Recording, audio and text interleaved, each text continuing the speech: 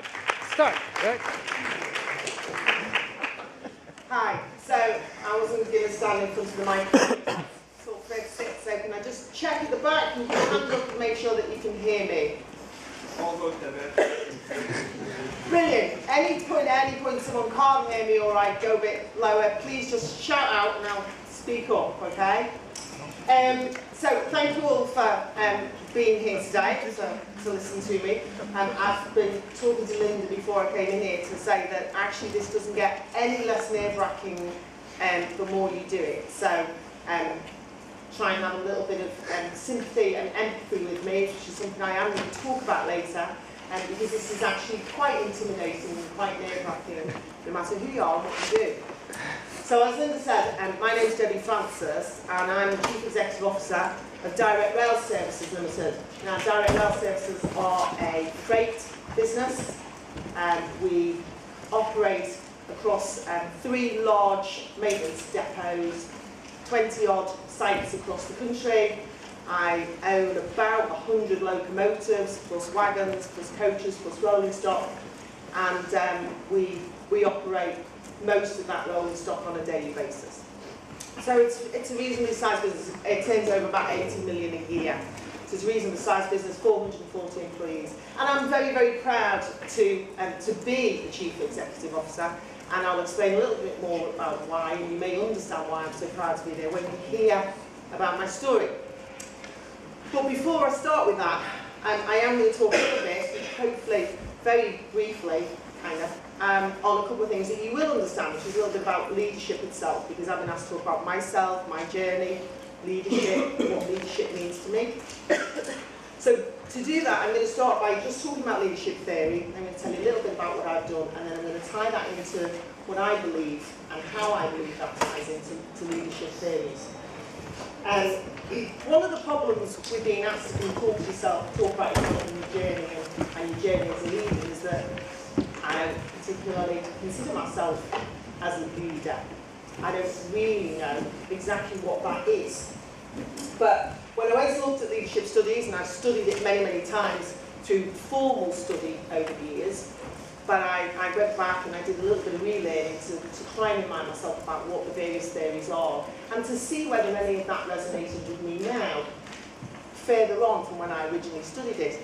Does it resonate with me now in terms of what is a leader? So in terms of leadership theory, okay, so Autonicus et al. In 2004 said that apparently leadership is vital for effective organisational and societal functioning. So it seems apparently we can't do without it. And I think many of you will know all the various theories, and I'm going to touch on each one. So it started off years ago when management science was first being written about. There was a concept about great man theory. And great man theory is all about this concept that it's extraordinary people doing extraordinary things. And we can all think of lots of people that might come under the idea of great man theory, whether that's Gandhi or Mother Teresa. There may also be some great men around there in history that may not exactly tie up with our ideas of leadership.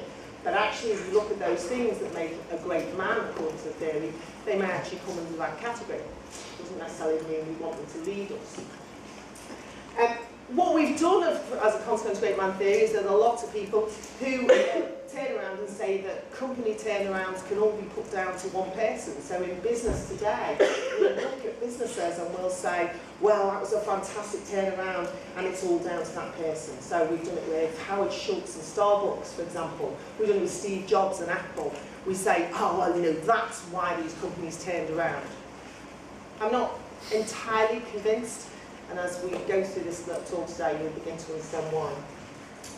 That then went on, following great man theory, naturally led to trait theory, and this is the one where it begins to get interesting. So trait theory is just this concept to say that, okay, for everybody who's got it, you've all got traits that make leaders. So that's quite interesting when you begin to look at the list of traits. And there's been a really, really long list of traits about what makes leaders, but to name some of them, you've got intelligence, dominance, extroversion, initiative, persistence, self-confidence, problem-solving, task knowledge, motivation. Okay, so hopefully everybody was able to consider themselves having at least one of those things sitting here in this audience. First and foremost, I do hope you're intelligent.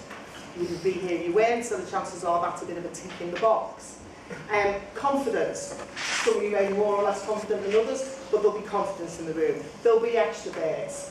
There will be people who are real problem solvers. So in this room, everybody already has at least one, and I would say probably definitely more than one, traits under the trait theory. So does that make us all leaders? Again, looking back at my history and how I developed through business, I had all those traits when I sat in the same position that you're in. I had a lot of those traits. I was certainly extrovert, I was quite dominant when I wanted to be. I was confident, or at least gave a huge impression of being. I like to think I was intelligent. It didn't make me a leader. So is trait theory really it? I'm not sure that it is. If we then went to behavioural theory, okay, so you've got to be, in order to be a really great leader, you've got to have high people orientation and high task orientation, and that will make it all great. Well, that's fine in principle, but that doesn't really tell you how to be a great leader. And then it moved on, and contingency theory. I really like contingency theory because I like to think of it as the it depends theory. There's lots of things in life depend on all sorts of stuff, and contingency theory says, well, actually, great leadership depends on the situation, basically. So if you put the wrong leader in the wrong place, then actually they're not going to be a great leader. But you put them in a different situation, and they might be quite good. And we've got examples in our history of this. So if you think about Winston Churchill, he was put in place to lead the country at a time when you needed a certain type of leader. Okay? But the minute the war was over, he was no good. Nobody wanted him, he wasn't going to work for us, it wasn't the type of leader that could take a country forward and rebuild it following a war. So that was a great example of the way we even apply this concept of contingency theory to leadership. However, that then went on to the next stage and said, okay, well, it's not contingency theory, let's think about situational leadership. So it's the same concept, but instead of the leader being matched to the situation, you turn around and you eventually say, maybe people can adapt. Maybe people can adapt to the situation. So actually you don't have to put the right person to the right situation.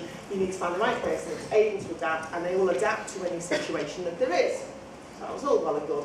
And then, lo and behold, we go all the way back to what I consider to be the great man theory, the transformational leadership. Transformational leadership says exactly the same things that the great man theory says. That people have to have ethics and integrity. People have to have vision for the future. People have to have a caring for other people. Again, you go back to those examples about Mother Teresa and Gandhi, those people all did have those things. So you go right back full circle with transformational leadership. So where does it leave you with regards to are you a leader or you're not a leader? A little bit about my journey. Okay, so I started off at 16, I left school. I left school in 1982. Our highest level recorded unemployment ever in this country. It's never been any higher since. I left at 16 with O-level English literature. His O-level was my equivalent in your GCSEs, just so that we know where we're talking. O-level English language and art. That was about it. And I went off at 16, and I had to get a job, so I didn't have any choice in the matter of family issues, etc. And I got given what was called a YOP, the Youth Opportunities Programme. Now, a YOP was the government's first ever job creation scheme. It was followed by something called the Youth Training Scheme, but the very first one was called the Youth Opportunity Scheme. It was put in place by Margaret Thatcher and her government, and they gave me 25 quid a week to go and work in, at that time, the Inland Revenue, as a filing clerk. So it didn't take me very long to realise that I couldn't do this. This was just not going to work for me. And for various reasons, I hadn't done particularly great at school, as you can tell from your 3 GCSEs. But apparently I have had the potential, I just hadn't done it.